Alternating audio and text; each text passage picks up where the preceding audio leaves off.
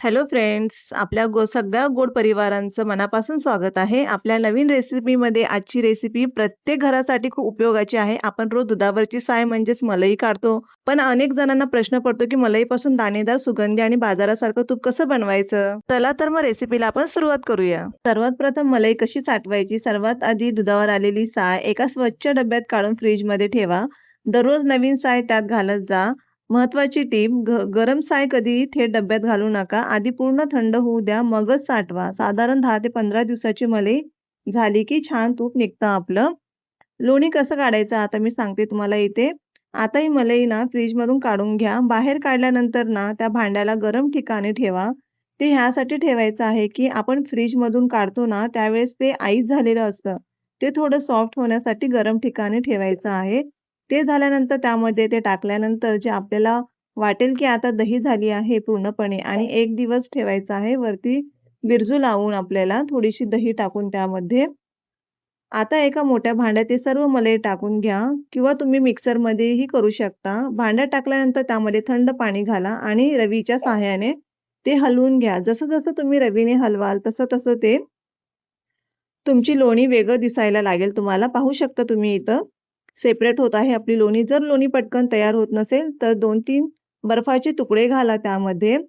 आणि आहे ना इथे जास्त वेळ मिक्सर चालवू नका. जर तुम्ही मिक्सरमध्ये करत असाल तर सांगत आहे मी, जास्त वेळ मिक्सर चालवू नका. नाहीतर आपली लोणी आहे ना परत मऊ होऊ शकतं. लोणी वेगळं काढून मी इथे घेत आहे. पहा आपली लोणी किती सुंदर निघालेली आहे. ते लोणी काढल्यानंतर आपल्याला आहे ना 2-3 वेळा थंड पाण्याने व्यवस्थित चाळणमध्ये गाळून घ्यायची आहे. पहा किती हात भरून आपली लोणी निघालेली आहे.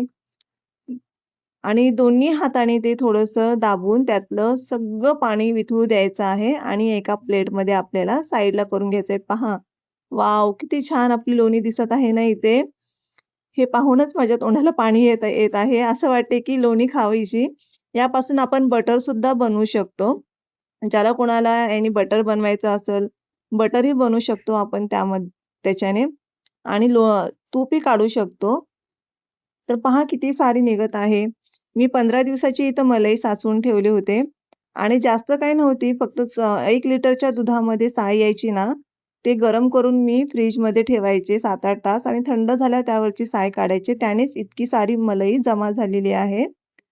पहा आणि जो आपण मलई काढल्यानंतर जे साचलेलं पाणी असतं ना, ते फेकून नाही द्यायचं. त्याने आपण कढीसुद्धा करू शकतो किंवा छास म्हणून सुद्धा पिऊ शकतो आपण ते. मसाला छास किंवा तुम्हाला साधं छास प्यायचं असेल तेही करू शकता. पहा इथं मी आता एक चाळण घेतलेली आहे. जे काही राहिलेलं आपलं पाणी होतं ते ह्या चाळणमध्ये गाळून घेत आहे. म्हणजे अर्धी राहिलेली लोणी सुद्धा आपल्याला त्यामध्ये मिळू शकते. तर पहा आता मी इथं सगळं पाणी चाळणमध्ये घेतलं आहे. खालच्या पातेल्यात बघा सगळं पाणी निघालेलं आहे. आता हे सगळं पाणी निघाल्यानंतर मी वितळू देत आहे आणि झाऱ्याच्या सहाय्याने, छोट्याशा झाऱ्याच्या सहाय्याने ती लोणी मी काढून घेत आहे आणि थोडंसं दाबत आहे. त्याने सगळं पाणी निघतं आपलं. पहा आता मी त्यामध्ये घेऊन एका साइडला करत आहे ते आणि तुम्हाला पाहू शकता खाली पाणी किती निघालेलं आहे. त्याने तुम्ही कोणतीही रेसिपी बनवू शकता किंवा पनीर बनवू शकता. आता पहा मी आता हे सगळं त्यामध्ये टाकत आहे. जे आपण लोणी काढलं होतं ना, ते सुद्धा त्या चाळणमध्ये घेत आहे. म्हणजे जेणेकरून जे काही पाणी होतं आपलं थोडंसं राहिलेलं, ते सुद्धा निघून जाईल त्यातलं. पहा आणि मी त्यामध्ये आता आहे ना 1-2 ग्लास पाणी टाकत आहे. पाणी टाकलेलं ना आपली मलई स्वच्छ धुवून निघते आणि जो काही आंबटपणा होता ना त्यामध्ये, तो सर्व निघून जातो. कारण की मी मलई काढून ठेवल्यानंतर त्यामध्ये विरजू लावण्यासाठी थोडीशी दही टाकली होती ना, त्याने आपली छान मलई तयार झालेली आहे. त्यामुळेच त्यातला आंबटपणा जाण्यासाठी मी स्वच्छ 2-3 पाण्याने धुवून घेतले आहे. आता मी एका पातेल्यामध्ये ते काढून घेते. यामधलं आहे ना स्वच्छ धुल्याने ताक सर्व निघून जातं आणि ही स्टेप कधीही सोडू नका. त्यामुळे तूप जास्त दिवस खराब होत नाही. आता तूप बनवायची स्टेप सांगूया इथे आपण. आता जाड बुडाच्या कढईत किंवा पातेल्यामध्ये लोणी घाला. गॅस नेहमी मंद ते मध्यम ठेवा. जास्त हाय फ्लेमवर ठेवू नका. सुरुवातीला लोणी वितळेल. नंतर त्याला फेस येऊ लागतं. थोड्या वेळाने फेस कमी होईल त्याचं. एकदमच आपण ठेवलात ना, तर ते गरम झाल्यानंतर वरीत हळू-हळू फेस येऊ लागतं. जसं-जसं आपलं लोणी वितळत जाईल, तसं-तसं त्याचा फेस सुद्धा कमी होत जातो. पहा किती कलर खूप छान दिसत आहे. पहा इथं मी सांगितल्याप्रमाणे आता आपल्या तुपाला फेस येऊ लागलेला आहे. जास्त फास्ट गॅस नका ठेवू कारण की ते वरती यायची शक्यता असते ना. तर आता पहा तुपाचा रंग बदलायला लागला आहे.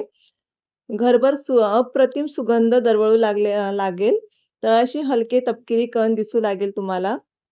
जेव्हा तळाशी जेव्हा तपकिरी दिसू लागेल ना, तेव्हा गॅस लगेच बंद करा. नाहीतर तुपाचा आहे ना खराब जेव्हा खूप जास्त भाजतो ना ते, तर त्यामुळे तुपाला जळका वास येऊ शकतो.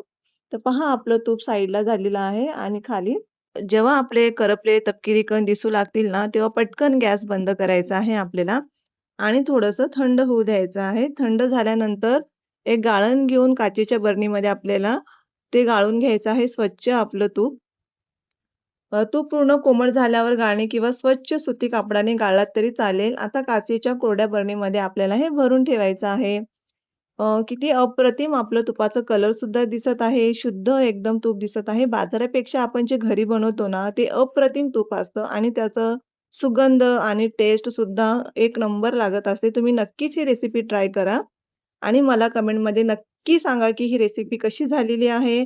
तुम्हाला जर माझ्या रेसिपी आवडत असतील, तर या रेसिपीला लाईक करा, शेअर करा आणि नवीन असाल तर चॅनेलला सबस्क्राईब करायला विसरू नका. तुमचं एक लाईक खूप महत्त्वाचं आहे आमच्यासाठी. आजची रेसिपी तुम्हाला आवडली असेल तर व्हिडिओला एक लाईक नक्की करा. अशा सोप्या पारंपरिक आणि स्वादिष्ट रेसिपी पाहण्यासाठी आपल्या चॅनेलला सबस्क्राईब करा आणि बेल आयकॉन दाबायला विसरू नका. तुमचे प्रश्न, सूचना किंवा ही रेसिपी कशी झाली ते कमेंटमध्ये नक्की सांगा मला. तुमचा प्रत्येक कमेंट मी वाचते. हा व्हिडिओ तुमच्या मित्र, मैत्रिणी आणि कुटुंबासोबत शेअर करा. पहा थंड झाल्यानंतर आपलं तूप किती भारी अप्रतिम दिसत आहे.